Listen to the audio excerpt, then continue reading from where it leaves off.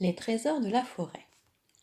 Margot passe les vacances de Noël chez ses grands-parents à la campagne. Ses parents et ses frères et sœurs n'arriveront que le 24 décembre.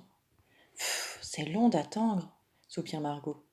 Dehors, le froid glacial donne une couleur grise au ciel, tandis que dans la maison douillette, un grand poêle laisse planer une chaleur agréable. Assis dans un fauteuil confortable, grand-père s'est assoupi pour la sieste. Grand-mère, dans sa cuisine, prépare un gâteau au chocolat. Son odeur sucrée fait envie à Margot, mais il faut attendre demain pour le déguster. Grand-père, je ne sais pas quoi faire, murmure Margot à son oreille.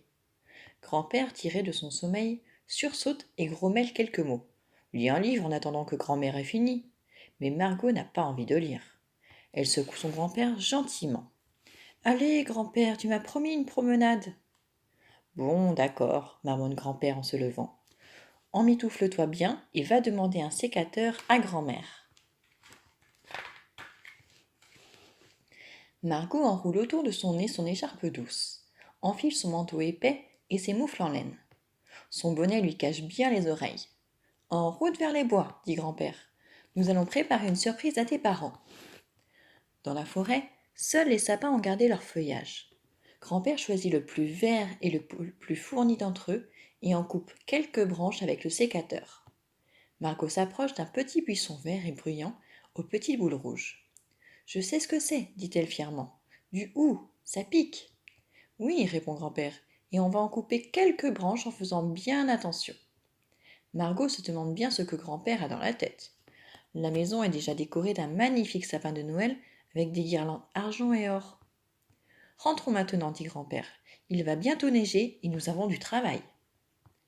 Sur la table, grand-père étale les branchages, prend de la ficelle et des rubans rouges, du carton et des crayons de couleur. Nous allons faire une couronne de bienvenue. Je vais lier entre elles les branches de sapin en une forme ronde comme un soleil. À toi ensuite d'y piquer le hou, des pommes de pin et de la décorer avec des rubans, des boules et des étoiles que tu auras fabriquées. L'après-midi passe vite pour Margot. Peu à peu, la couronne de bienvenue s'embellit des couleurs de Noël. Il est temps de l'accrocher sur la porte en signe d'amitié pour nos invités de Noël, déclare grand-père. Alors Margot, de sa plus belle écriture, trace quelques lettres dorées sur un carton. Bienvenue à tous, et que Noël entre dans toutes les maisons, rajoute d'une même voix grand-père et grand-mère.